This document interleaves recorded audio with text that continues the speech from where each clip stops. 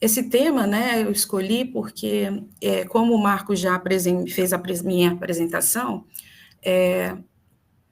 eu tenho uma formação no Sudeste, mas eu estou há 19 anos na região amazônica, então a gente tem os desafios de trabalhar com a química analítica na região amazônica, e também a gente tem as potencialidades, né, o quanto a química analítica é importante dentro do contexto amazônico. Então, eu vou falar um pouco, né, introduzir um pouco da região amazônica, região norte, falar de alguns, como tem sido, né, os trabalhos que têm sido desenvolvidos, tanto por pesquisadores no Brasil, tá, mostrar como é que está essa tendência, e também por pesquisadores do norte, falar um pouco do que o GEAP faz, que é o Grupo de Espectrometria Analítica Aplicada, criado, né, há quase 19 anos. Então, eu vou começar, tá, mostrando aí, né, a gente tem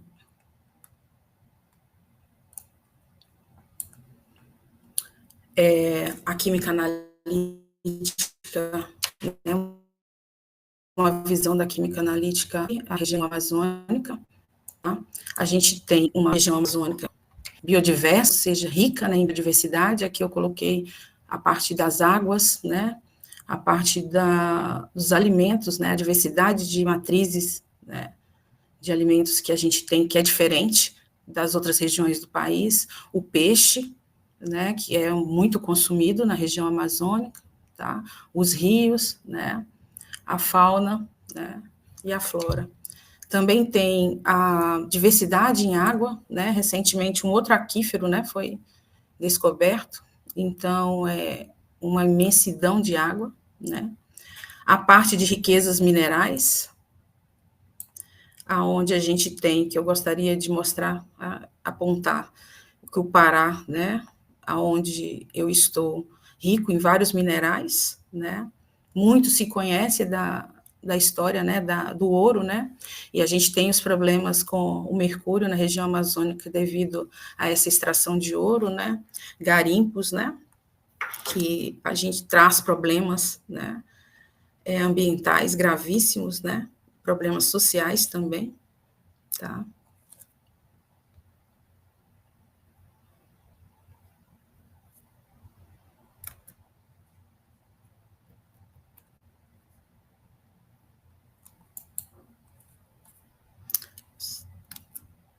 Bom, falando sobre a região amazônica, nós temos, né, uma região com uma grande área, né, que inclui todos esses estados, tá? Nós temos uma biodiversidade e hidrografia, tá? Onde a gente tem aí a bacia do Amazonas e o rio Amazonas, tá? Cortando alguns estados da região norte. A população, a gente tem comunidades indígenas, comunidades ribeirinhas, caboclos, população urbana, tá? A maior parte da população, ela está entre a parte próximos aos rios, né, e as cidades, tá? A economia, ela inclui atividades tais como turismo, agricultura, tá? Extrativismo e indústrias, tá? Bom, eu fiz um levantamento que eu achei interessante, bem rápido, tá, no Scopus, e para ver como é que estava a tendência nos últimos 25 anos de trabalhos sendo publicados com a palavra Amazônia, né? E aí a gente vê que desde 2000 até agora 2025 tem ocorrido um aumento, tá? Esses são trabalhos, né, publicados por pesquisadores no Brasil. Tá? Então, isso mostra, né, a tendência e a grande importância da região amazônica, né, e as interações também entre pesquisadores, né, da região norte com os outros pesquisadores no Brasil, de outras regiões. Aqui, para mostrar para vocês, né, que a gente tem aí na região norte alguns trabalhos também, né, que foi um levantamento feito usando a palavra Amazônia, as universidades, né, e que tem institutos de pesquisa que têm feito, né, pesquisas, tá, na região amazônica, lembrando que essa pesquisa, né, pessoas que usaram essa palavra como palavra-chave, para que seja buscada, tá? Muitos também fazem pesquisa e às vezes esquecem de colocar, então é o que a gente conseguiu, o que eu consegui encontrar e para mostrar para vocês que a gente tem a Universidade do Pará, na qual eu pertenço, é a que aparece com mais trabalhos citados, né, falando sobre a Amazônia, tá? Seguidos de institutos de pesquisa da Amazônia, Universidade, a UFAM, que é da Amazonas, tá? A Rural da Amazônia, Federal Rural da Amazônia, a Universidade do Estado do Amazonas, a Universidade Federal do Oeste do Pará, a Fundação Universidade Federal de Rondônia, o Museu Paraense Emílio Gueldi, a Universidade Federal do Amapá, a Embrapa Amazônia Oriental, Instituto Evandro Chagas, né? Universidade do Estado do Pará, Universidade Federal de Roraima, Universidade Federal de Tocantins, a Federal do Acre e a Fiocruz. Então, como vocês podem ver, né, a gente tem aí, né, representação em todos os estados da Amazônia, né, que têm feito pesquisa aí dentro do contexto. Nesse contexto de química analítica, eu vou apresentar para vocês alguns trabalhos, né, que vêm sendo desenvolvidos no GEAP, tá, envolvendo alguns tipos de matrizes, né, dentre elas, alguns em desenvolvimento, são desenvolvimentos de novas metodologias analíticas, em outros, a determinação visando o risco do consumo de determinado alimento para a saúde humana, tá?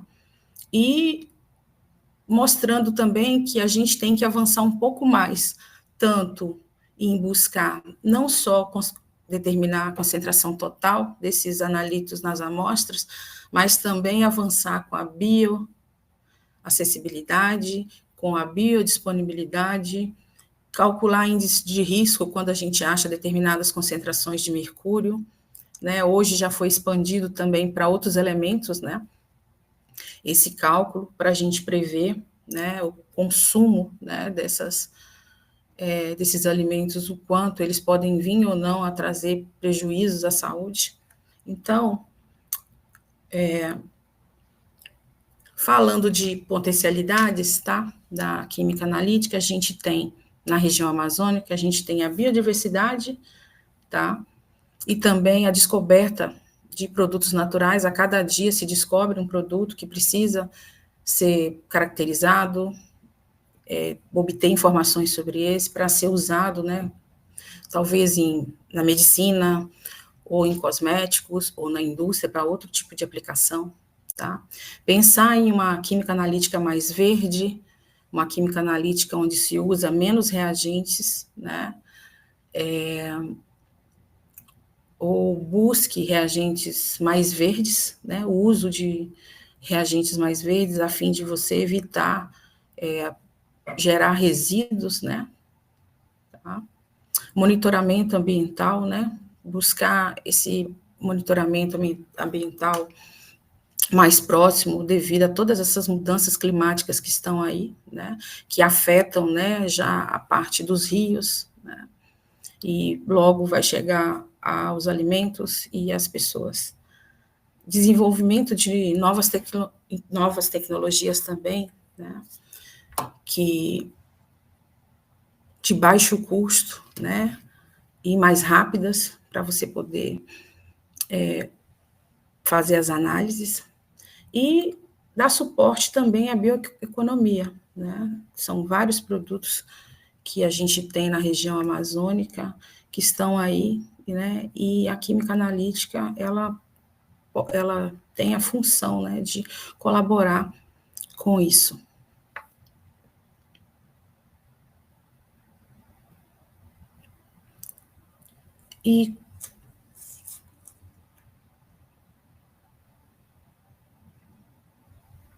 E quais seriam os desafios, né, que nós temos na região amazônica? A gente tem da coleta das amostras e o transporte dessas amostras para o laboratório. Quando você pensa na parte territorial que a gente tem na região amazônica, então, Isso dificulta, tá? E às vezes, quando você não consegue fazer no seu laboratório, você tem que enviar essa amostra para um outro laboratório, então tudo isso, né, são desafios, tá? A gente tem matrizes complexas que precisam, muitas vezes, de um bom tratamento, um preparo de amostras para a gente poder fazer as análises usando as técnicas analíticas disponíveis, tá? Melhorar essa robustez, né, e o custo efetivo dos métodos, né, métodos mais baratos de análise, tá? Nem sempre é possível, mas sempre buscar. Pensar, né, no avanço aí da química ambiental, nesse contexto que nós temos aí hoje, né, metais tóxicos, pesticidas, microplásticos, né, que precisa de trabalhos, né, que investiguem, que elucidem, né, e que seja divulgado isso para a população, né, que não fiquem só em trabalhos publicados, mas que se discuta isso com a população. E o monitoramento de novos contaminantes, que a gente tem aí agora estudos, né, têm sido feitos. O pessoal tem trabalhado muito, além de pesticidas e contaminantes emergentes, metais potencialmente tóxicos, também tem os microplásticos. Então, dentro do contexto, eu vou apresentar alguns trabalhos que a gente vem desenvolvendo no GEAP, e o primeiro trabalho que eu vou colocar para vocês é um trabalho que a gente fez de bioacessibilidade, tá? Para alguns elementos traço, em unha de gato, tá? Em chás de unha de gato. Por que que a gente escolheu a unha de gato, né? A unha de gato, ela é muito usada pela população para tomar chá, né? E muitos falam que resolve para alguma enfermidade. Então, a gente foi buscar, porque é importante. Muitas vezes, a gente tem dados dessa planta, a parte orgânica, mas a parte de química analítica é muito escassa. Então, nós fomos pegar algumas amostras. O Júnior, hoje ele já é professor no sul da Bahia, mas ele foi meu aluno de iniciação científica, mestrado e doutorado, e ele desenvolveu esse trabalho durante o doutorado dele. Então, o que a gente foi fazer? Nós fizemos o preparo desse chá, né? Então, a gente pulverizou, né? Nós moemos essa amostra de unha de gato, tá? Pesamos 1 grama e fizemos de duas formas o chá, né? Na região amazônica, as pessoas têm costume de fazer por infusão ou por decocção. Então, a gente simulou os dois para ver quais os resultados a gente ia obter. Então, a gente pesou 1 grama de amostra, pegamos 200 ml de água quente, né, colocamos a amostra aqui no filtro e adicionamos, deixamos filtrar. Na decocção, foi também pesado 1 grama, só que foi feito diferente. Pegou 200 ml de água fria, ferveu essa água até ebulição e depois adicionou no filtro, onde está a amostra, e deixou-se filtrar. Então, a gente tem aí 2 procedimentos de preparação dos chás diferentes. Os chás, né, ficaram nessas colorações. Nós pegamos 200 ml desse chá para fazer a determinação, tá? De 5, desculpe, cálcio, ferro, magnésio, manganês e zinco, usando espectrometria de absorção atômica com chama. E a outra parte, nós pegamos 200 ml e fomos fazer a simulação da digestão gastrointestinal, para ver qual que era a fração bioacessível, né, desse chá.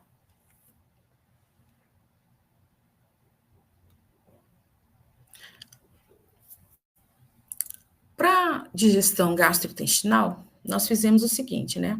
Eu já tinha comentado anteriormente que nós pegamos 20 ml desse chá, adicionamos 5 ml de suco gástrico, né? Que na verdade era pepsina, tá? e meio ácido. Levamos para um banho termostatizado, a temperatura de 37 graus, temperatura do corpo humano, por 2 horas, com uma constante agitação. Após essas 2 horas, a gente levou para um banho de gelo para parar a reação, tá? E após 10 minutos, né, nesse banho de gelo, nós pegamos, tá? Ajustamos aí o pH, tá?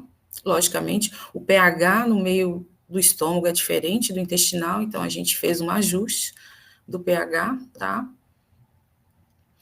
E depois adicionamos os 5 ml do suco gástrico, tá? E novamente levamos para o banho termostatizado por 2 horas, a 37 graus.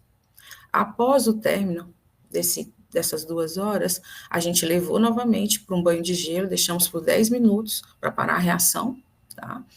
E depois a gente fez a filtração, tá? E levamos para fazer análise no FAS, né? Na absorção atômica com chama. Lembrando que a gente fizemos toda a calibração, tá? Do equipamento para esses elementos.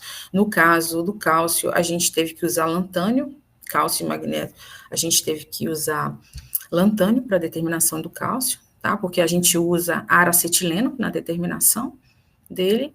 A curva analítica foi construída no meio do branco, tá? Da digestão gastrointestinal, tá?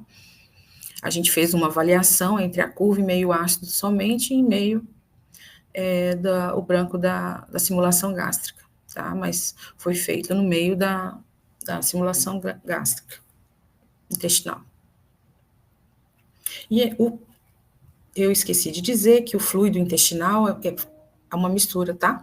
De pancreatina e sais biliares, né? Que foram adicionados aqui, nessa etapa.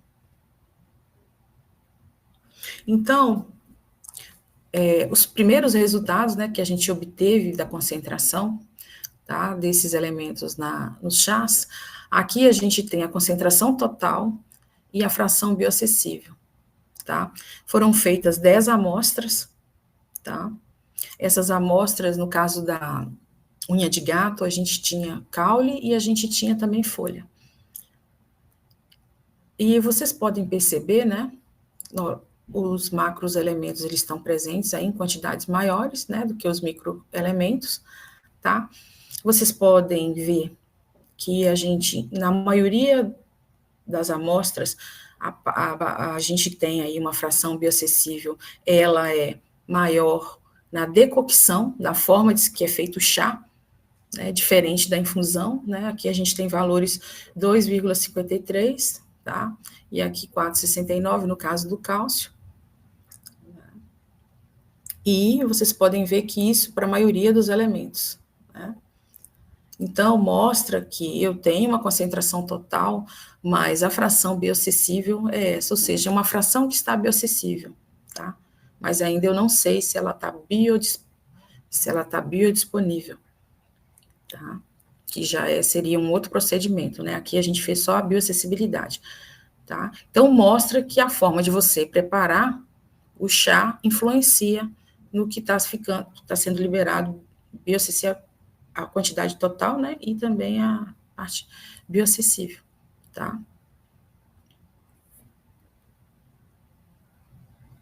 Aqui, para mostrar que a gente fez um cálculo, a gente fez uma média, tá, entre os resultados que a gente obteve da infusão e decocção, para a gente ver como é que estavam esses valores em relação à quantidade recomendada, né? Para cada elemento desse, a gente tem uma quantidade recomendada diária para ser consumido, né? Então, esses são os valores que são tabelados, né? Que a gente tem que consumir 500 miligramas de cálcio, 20 de ferro, 300 de magnésio, 3 de manganês e 15 de zinco. Então, a concentração, tá? A média que foi feita entre a fusão, teores totais, tá? E aí, considerando que eu tivesse tomado 200 ml de uma xícara de chá contendo 200 ml de chá, tá? A gente vê que a maior contribuição, né, no caso da unha de gato, ela vem do manganês, né, que o manganês, 23,3% está, né, disponível aí para o organismo, tá?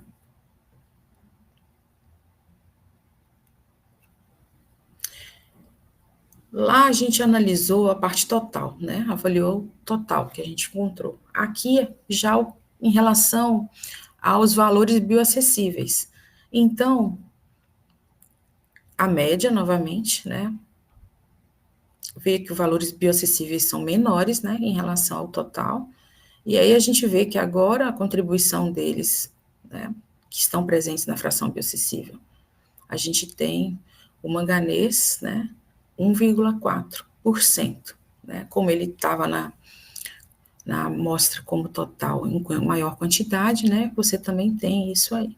Então, a gente tem que, se eu tomar 200 ml desse chá, eu tenho essas quantidades aqui que estão bioacessíveis, né? Isso foi obtido da média da infusão e da decocção. Um outro trabalho que foi feito lá, agora visando reagentes, né, diminuir reagentes ou buscar fazer uma extração voltada, né, para amostras, tá, de crustáceos, que foi o camarão e o caranguejo, a gente tentou fazer uma nova metodologia, né, um novo procedimento, usando ácido fórmico, ou seja, tentando fazer extração, ao invés de fazer a digestão ácida, tá, para esses elementos, como alumínio, cromo, potássio, magnésio, manganês e zinco, tá, em amostras de camarão e caranguejo. Na época, a Michelle era minha aluna de doutorado, foi desenvolvido o trabalho durante o doutorado dela, hoje ela é professora também na Universidade Federal do Pará, tá? Essas amostras, né, mostrando aqui, né, o mapa, elas foram coletadas nessas regiões que estão aqui, nesses municípios, né, Barcarena, tá? Barcarena, Monte Alegre, que é um pouco mais distante, né, que Belém está por aqui, tá? Monte Alegre, Abaetetuba, tá? Tanto Barcarena como Abaetetuba, né, é cercadas de água, que é região de ilhas, né, aqui em Belém. Soure, que já é na ilha de Marajó, tá? E 5 aqui em São Caetano de Odivelas, que é próximo da região salina, aqui do Pará, tá? Então foram coletados tanto camarão como caranguejo. O preparo dessa amostra, né, inicialmente, o caranguejo, né, ele foi coletado, levado para o laboratório, ele foi lavado, limpo, né, foi feita a biometria dele e foi feito um pool a cada 20 indivíduos de amostra, tá, para posterior análise. Já os caranguejos, né, vocês podem observar que está aqui, eles foram, né, eles ainda estavam vivos, eles foram todos higienizados, né, foi feita a biometria deles e foi removida as partes de interesse para que a gente pudesse fazer esse trabalho, né? Aqui mostra a separação das partes, tá? O estômago dele, a parte da carne do caranguejo, tá? Nós fizemos análise apenas na carne do caranguejo, no que é consumido pela população, tá? E os músculos foram estocados individualmente para possível posterior análise. Como é que foi esse preparo da amostra, né? Nós pegamos 25 gramas de cada amostra, tá? Adicionamos, fomos avaliar a quantidade de ácido fórmico. Na literatura, a gente encontrava que, na maioria das vezes, as pessoas já usavam 20 ml. Pensando, né, em reduzir essa quantidade de reagente, pensando um pouco mais de uma química mais, né, com menos geração de resíduo, aí a gente resolveu avaliar 5, 10, 15 e 20 ml, para ver em qual momento a gente tinha um resultado, tá? E se a gente conseguia diminuir essa quantidade de reagente que estava sendo usado aí para alimentos e que estava publicado na literatura, tá? Então, era 5 ml, né, em algumas 5 ml de ácido fórmico 50%, 10 ml, 15 e 20, em frascos, né, diferentes, tá? A gente depois colocou para aquecer a 90 graus, tá? Por 1 hora, sempre pensando na temperatura que não vai degradar, né, o ácido fórmico, então pensar uma temperatura que seja abaixo do ponto, um pouco abaixo do ponto de ebulição dele. E após essa 1 hora, a gente diluiu, centrifugou e filtrou. E fomos fazer análise usando o MIP, né, OS, que é a espectrometria de emissão óptica, né, com plasma induzido por micro-ondas. Como que foi essa otimização, né?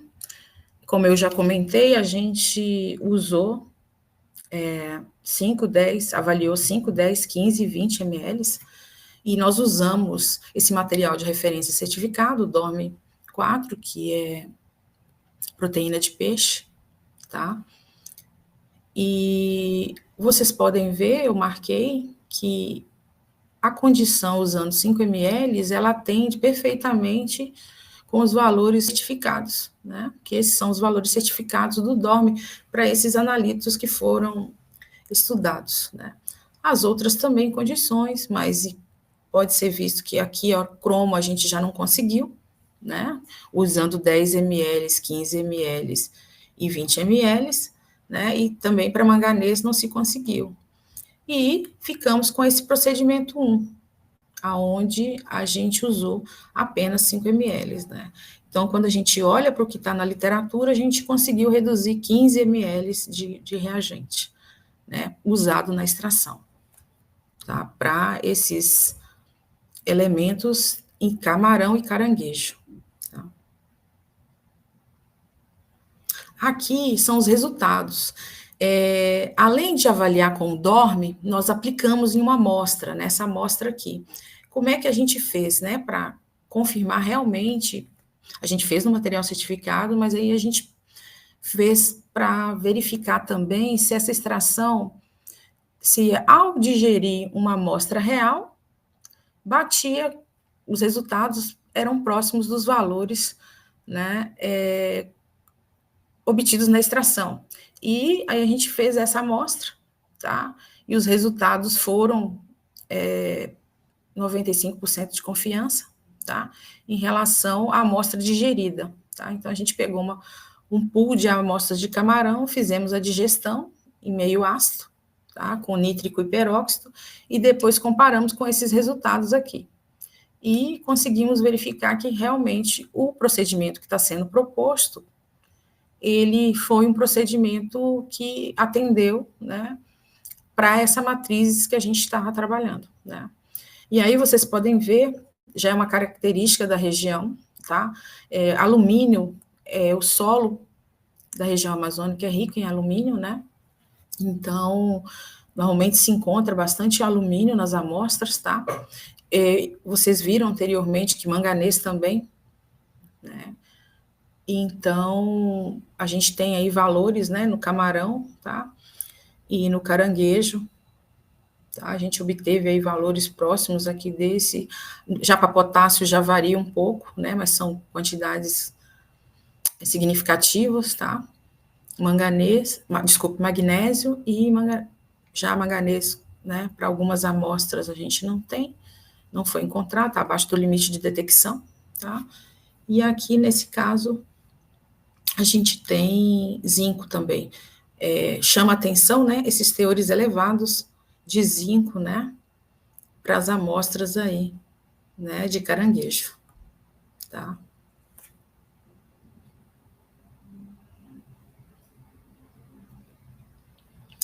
Um outro trabalho que foi feito no laboratório e que buscando, né,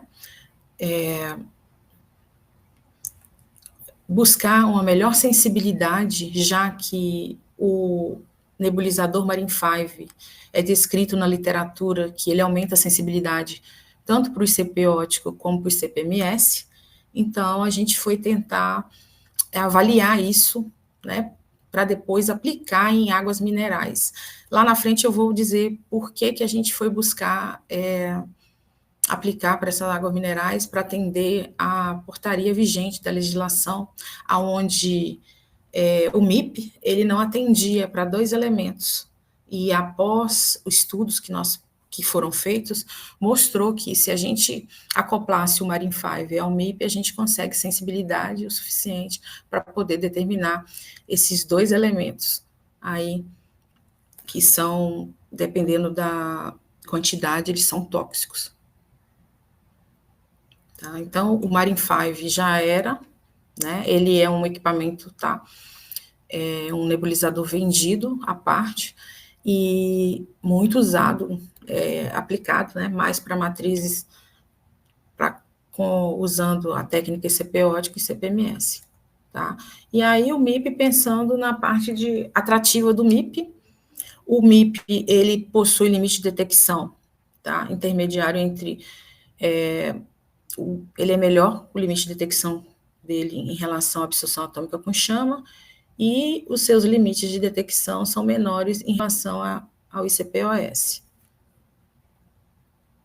Então, o que foi feito, né? Nós usamos primeiro os nebulizadores padrões que vêm no equipamento, em ambos os equipamentos, tanto no ICP ótico como no MIP, tá? Então, esse aqui é um nebulizador concêntrico, né? A câmara de nebulização, tá?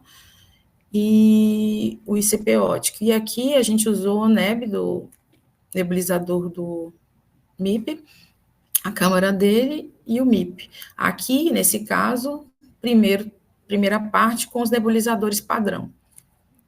A gente avaliou o padrão, nebulizador padrão, com nebulizador padrão e usando o Marin 5. Só apresentando para vocês como é que é esse sistema de nebulização do Marin 5, né? Esse é o Marin 5, tá? Ele tem, quando a gente abre, está aqui, a gente tem o gás da nebulização, que passa por aqui, tá? Um condensador, tá? O nebulizador está aqui, que o nebulizador dele é o micromist, tá? E a gente tem uma câmara aqui de aquecimento. Então, permite que a gente aqueça, né? Faça aquecimento, né? E que proporcione chegar na parte da tocha um aerossol seco, né? Tá. Aqui mostrando o sistema acoplado tanto no ICP ótico, né? Esse é o acoplamento que a gente faz, tá? Aqui só mostrando que a gente não usa, né? Quando a gente vai usar o Marin 5, a gente tira o kit, tá? Que vem, é o kit com o nebulizador padrão e a câmera, tá? E acopla o MIP, desculpa, acopla o Marin 5 direto, tá? Aqui, na entrada aqui, da parte da tocha. Tá? Isso favorece o fato desse aquecimento, né, que a gente pode fazer um controle de aquecimento, pode chegar aqui dentro um aerossol mais seco no plasma, tá? As condições que a gente usou, tá? Foi 30 graus, tá? Para temperatura do condensador, para a câmara a gente usou temperatura de 120 graus, tá? Um fluxo da bomba de meio ml por minuto, tá? E, primeiramente, tudo isso foi otimizado usando o NICHE 1643E, que é um niche de água, tá? Aqui, mostrando o acoplamento já no MIP, tá? Do Marin 5, tá? A gente faz essa adaptação aqui, tá? Porque a gente não tem espaço na bancada, então a gente coloca aqui, tá? E a gente consegue trabalhar. Primeira coisa que eu gostaria de chamar a atenção é os limites, né? Aqui, essa primeira parte, para todos esses elementos que a gente usou, que é alumínio, cádmio, cobre, alumínio, cádmio, cobalto, cromo, cobre, ferro, manganês, molibdênio, níquel e chumbo, né? Isso com o nebulizador padrão, tá? Esses dados aqui de limite de detecção e quantificação, tá? É acoplado no ICP ótico, tá?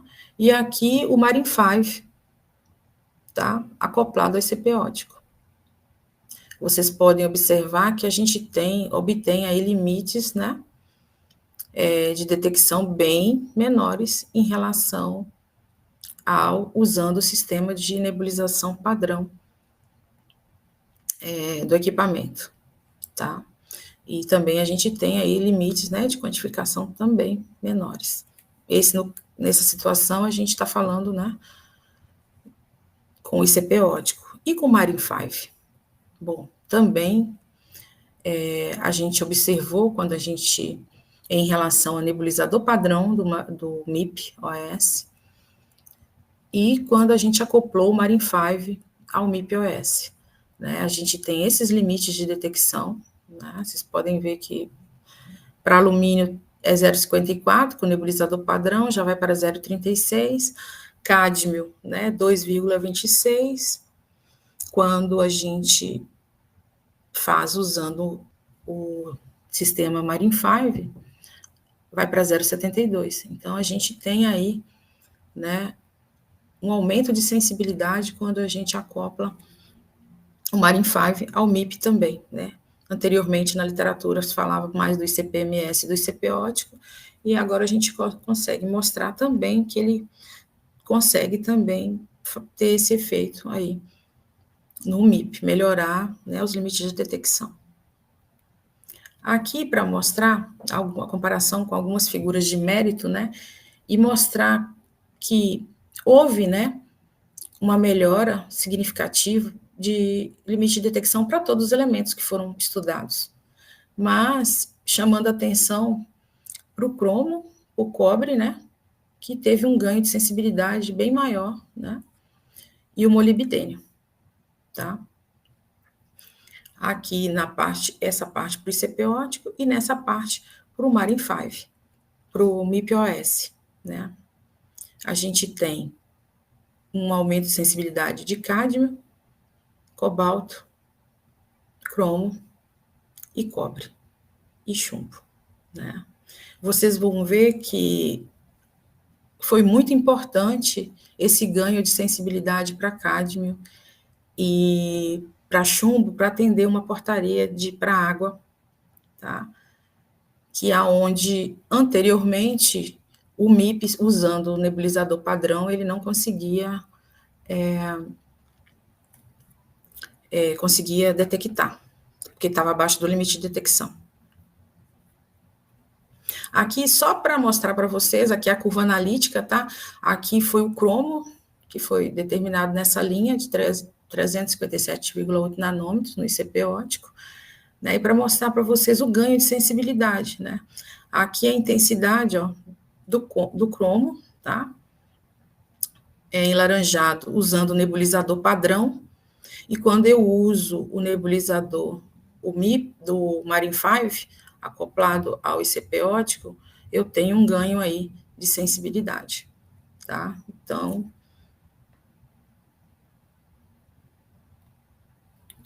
agora para mostrar o MIP, foi escolhido o cobalto, e é a mesma coisa, a gente pode ver que quando eu uso o nebulizador padrão do MIP, a gente tem essa sensibilidade, né?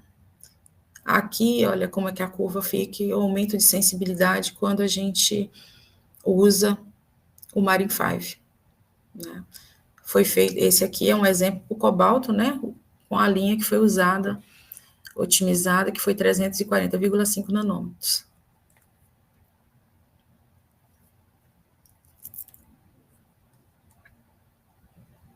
E aqui, para mostrar para vocês uma comparação dos níveis dos elementos, tá? Em água,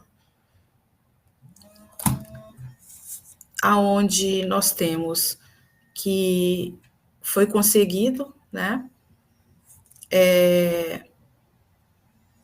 Foi conseguido atender para cádmio e para chumbo. Antes o MIP ele não atendia, tá? Apenas o ICP ótico com o nebulizador padrão dele.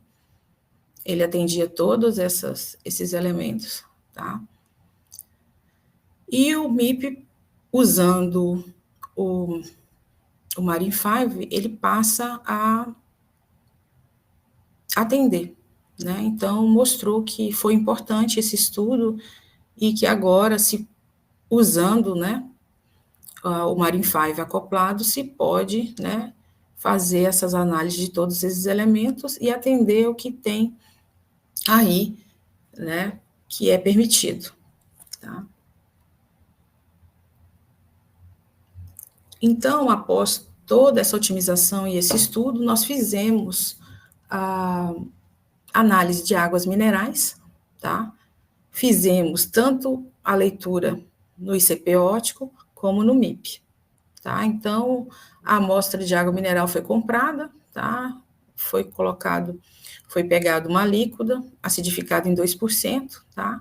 E feito uma curva analítica em 2%, tá? Para que todos aqueles analitos em meio ácido e analisado. E a mesma coisa foi feito para o ICP óptico. Aqui temos os elementos, né, que foram estudados, e eu gostaria de chamar a atenção para essas duas amostras de água mineral, na qual ambas deram alumínio acima do que é previsto para nossa, que a gente tem a legislação aqui no nosso país, no Brasil, né, aonde uma amostra deu 146 e a outra 152,1, tá? ppb, né, micrograma por litro de alumínio, lembrando que já a Organização, né, Mundial da Saúde, ela prevê já 200, mas aqui no Brasil é 100, então essas duas amostras chamou atenção, tá? E outra situação foi o chumbo, né? Outras duas amostras, a E e a F, foi encontrado chumbo acima do que é permitido, né? Então, uma atenção, né, tem que ser dado às análises, né, dessas amostras que são vendidas, né, e buscar saber a procedência, né, de onde vêm essas amostras de água, né, porque o chumbo, né, ele é um elemento potencialmente tóxico, né, e o alumínio também a gente sabe, né, que ele tem relação com a doença de Alzheimer. Então, a importância, né, de ter, né, métodos analíticos, né, que consigam detectar e, nesse caso, né, que foi do MIP, acoplado ao Marin 5, né, conseguir ver. Vocês podem ver que, nesse caso aqui, né, esse aqui, o chumbo, por exemplo, tá as análises no ICP, né, aqui no MIP, acoplado ao Marin 5, e aqui com o nebulizador do padrão do MIP. O MIP, ele não conseguiu, né, estava abaixo do limite de detecção dele usando o nebulizador padrão, né, ele só conseguiu quando se foi acoplado o Marin 5, né, devido ao ganho de sensibilidade aí, usando esse nebulizador. Aqui também gostaria de chamar a atenção o cromo, né, e o cobre do MIP usando o Marin 5, né, o ICP foi muito tranquilo, né, as análises, e de se conseguir quantificar, mas o MIP ele só conseguiu para cromo usando, estando acoplado, né, ao Marin 5, usando o nebulizador Marin 5. Nebulizador padrão, né, ele não consegue determinar. E aqui também para cobre, né, cobre nessas águas minerais, usando o nebulizador padrão, estava abaixo do limite de detecção para ele, e aqui usando, né, o Marin 5, você vê que ele conseguiu, né, e tem situações que para cobre o ICP não conseguiu, né, então é uma estratégia interessante de ser feita. Agora, mudando para o mercúrio, né, o mercúrio nos últimos tempos voltou novamente, né, devido a essas contaminações que estão referente a esses novos garimpos que têm sido encontrados, e o pessoal tem usado muito mercúrio, né? Então, voltou-se à tona as análises de mercúrio, e também agora usando esses índices de avaliação de risco à saúde humana, já que se consome, muito peixe, né, na região amazônica. Em outras regiões não tanto, mas na região amazônica é diferente, né? Às vezes a pessoa come peixe 3 vezes na semana ou toda semana, né? A quantidade que você consome também vai influenciar nisso, né? Nos últimos tempos, né, a gente tem encontrado teores altíssimos de mercúrio em amostras de peixes que as pessoas consomem aqui, com procedências de Manaus, principalmente, e teores que estão acima do que é permitido na legislação. A legislação, ela coloca que é meio ppm, meio miligrama por quilograma, para peixes que não são predatórios, né, e 1 para peixes que são predadores. Então, a partir desse valor, é necessário também investigar outras coisas, né, além de só quantificar o total, né. Especiação se faz necessária para ver qual que é, no mercúrio, a forma mais tóxica é o metilmercúrio, né? Então, é importante ver as formas químicas, né? As espécies que estão aí nessas amostras com esses teores de mercúrio. Tá? Esse foi um trabalho que foi feito em parceria com o professor Sérgio, tá? Do aluno dele, o João Batista, foi meu ex-aluno que estava como pós-doc do professor Sérgio, então foi feita uma interação, né, uma colaboração junto com o professor Sérgio de fazer umas análises de algumas amostras de peixe aqui da região. O Alan também, meu aluno, também contribuiu, né, nesse trabalho. Então, só para mostrar para vocês, né, a gente foi usado nesse trabalho, né, o DMA, que é mais conhecido pelo nome comercial, mas, na verdade, a gente usou espectrometria de absorção atômica com atomização e decomposição térmica, né, que seria o nome correto da técnica, né, e tem um nome comercial que todo mundo fala, eu uso o DMA, o analisador de mercúrio. Né. Nesse comprimento de onda, então, o analisador de mercúrio, ele analisa apenas mercúrio, né, e esse é um programa onde a gente tem as etapas, né, onde tem a etapa inicial, a etapa de secagem, né, a rampa para chegar na decomposição e depois para resfriar. Né. Então, esse é o programa, vocês podem ver que a gente tem aí menos de 5 minutos, né, para fazer uma análise. Né. Aqui os resultados que foram obtidos, tá? Para mercúrio, foi feito a piramutaba, tá? Que é um peixe bastante consumido aqui, o filhote, a dourada e a pescada branca, né? Vocês vão falar, tem a base seca, né? E depois fez a base úmida, né? Bom, o analisador de mercúrio você não precisa, né? Você pode fazer a amostra fresca, né? A análise. No caso, primeiramente, acabou-se liofilizando as amostras de peixe, porque elas foram levadas para Salvador, né? Mas depois se viu a necessidade de fazer esse cálculo da umidade, né? Para se transformar nos valores mais próximos, né? Da realidade para quem consome o peixe, né? E aí, vocês podem ver, né, que esse aqui eram valores com a amostra seca, mas aí com a amostra úmida, né, a gente tem isso aqui. E eu marquei porque foram as amostras que apresentaram os maiores teores de mercúrio, né, 0,146, tá, e 0,118, tá. 146, né, microgramas por quilograma, ou 0,146 microgramas por grama, tá. Então, vocês podem ver que mercúrio tem aparecido, né, nos peixes, tá? E, nesse caso, essas duas espécies, tá, aparecem com os maiores teores, tá? A pescada branca é bastante consumida, tá? Aqui na região, e o filhote também, né? O filhote é um peixe muito bom e todos que vêm apreciar o filhote, né? Que é um dos peixes das iguarias aqui da região, tá? E aí, diante desses valores, foi calculado os índices, né, de risco, tá? E o EWI, que é a ingestão, né, semanal estimada, tá? Que sim, ela é a concentração de mercúrio que você encontrou, tá?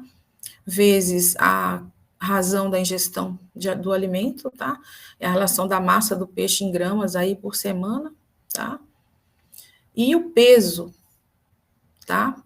Corporal, né, da pessoa. Aqui a gente tem resultados para adultos e crianças, né?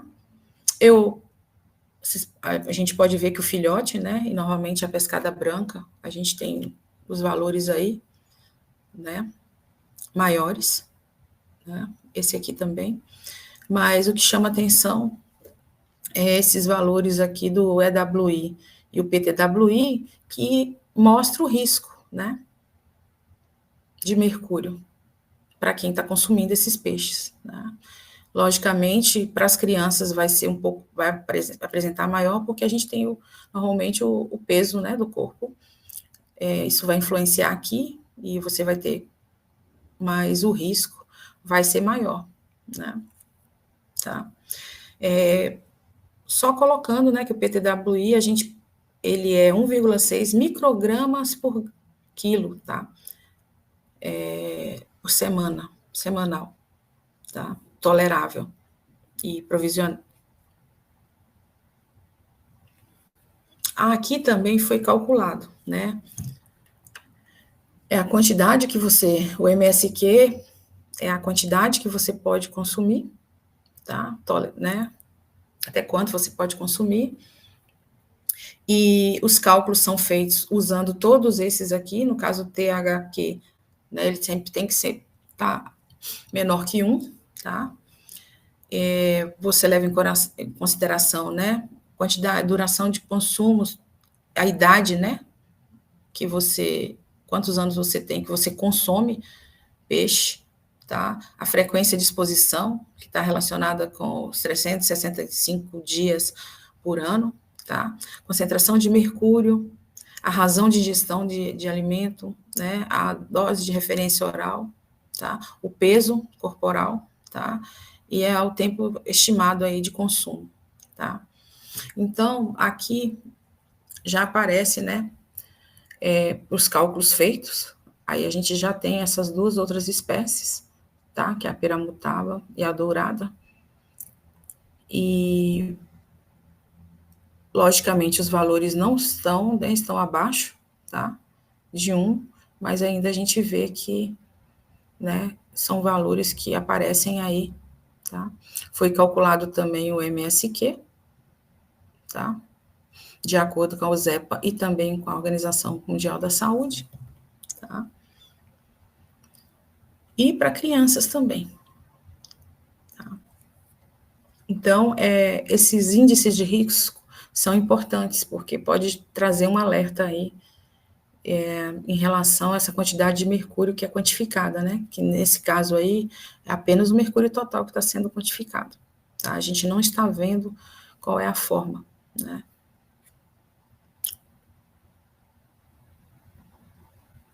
E esse trabalho, baseado no trabalho anterior, a gente resolveu pegar mais outras amostras que eram consumidas na região metropolitana de Belém, para a gente ver como é que estava esse mercúrio e fazer alguns cálculos também.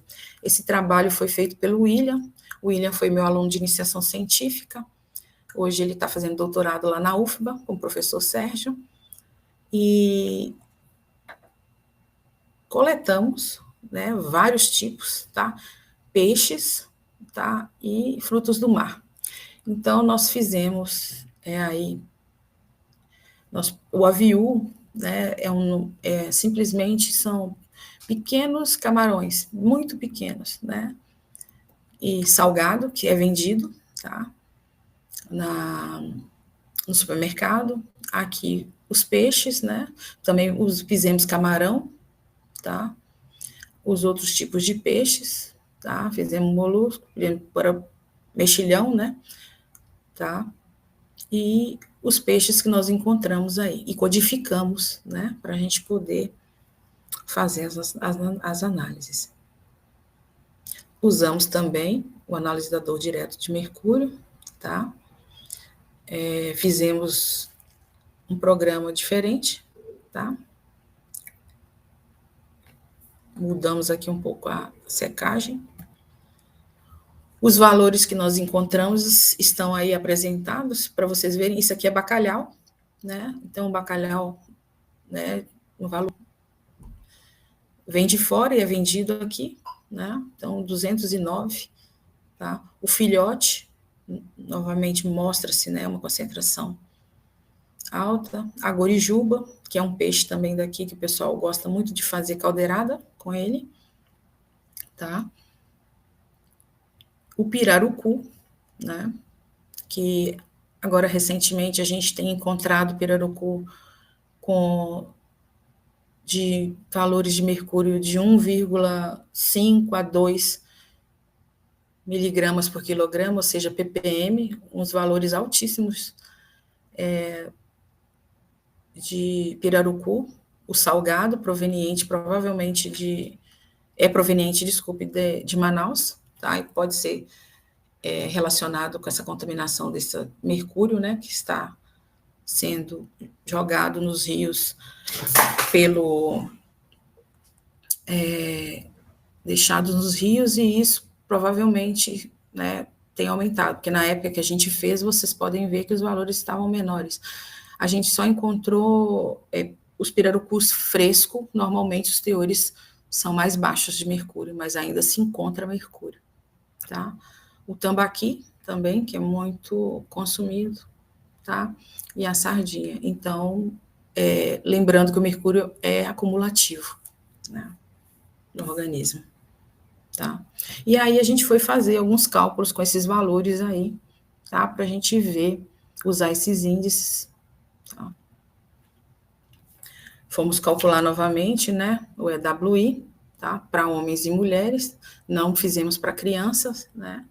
E aí vocês podem observar, né, que para as mulheres os valores foram maiores, né, do PTWI, tá? Dos homens um pouco menor em relação às mulheres, né? Mostrando que se tem, mas ainda não está na quantidade de risco, né, para a saúde.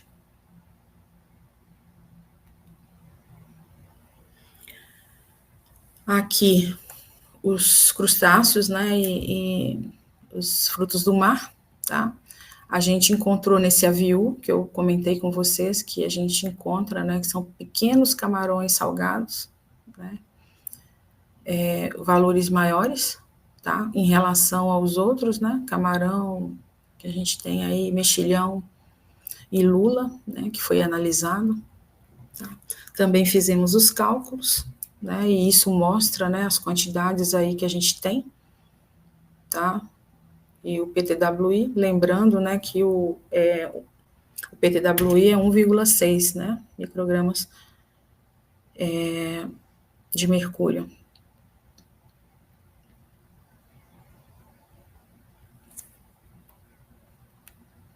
E as últimas considerações em relação a que foi comentado, né, em relação aos trabalhos e como a química analítica tem atuado e está na região amazônica, a gente vê, eu vejo, na minha opinião, que a química analítica ela tem se mostrado um pilar para a sustentabilidade na região amazônica, tá?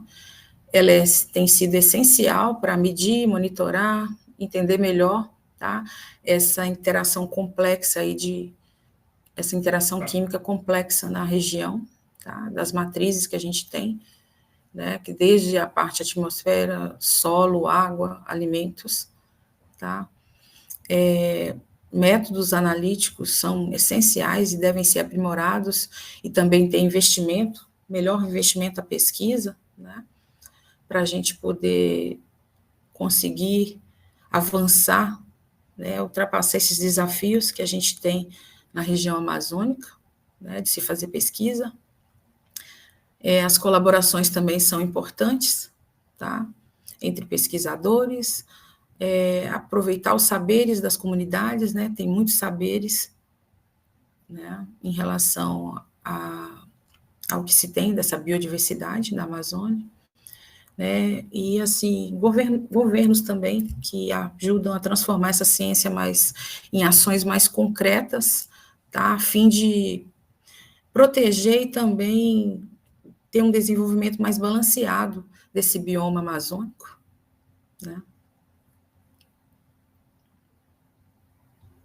E, por fim, agradecer à BRJEC, né, em nome ao Marco e ao Luiz, pelo convite, aos órgãos de fomento, CAPES, CNPq, FAPESPA, o INCT-CIMOL, no qual eu faço parte, ao meu grupo de pesquisa, que sem eles a gente não avança nas pesquisas, né? Aqui são os meus alunos, está faltando 3 alunas, porque 2 tiveram bebês recentemente e uma, no dia da foto, não pôde ir, né? Então, está faltando a Mariane, a Natália e a...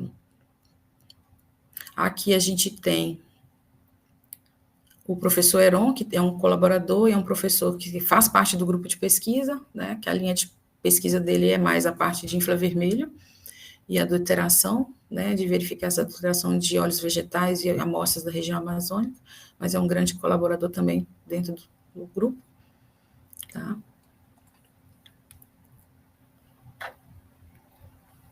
E muito obrigada a todos que estão assistindo essa webinar, pela presença.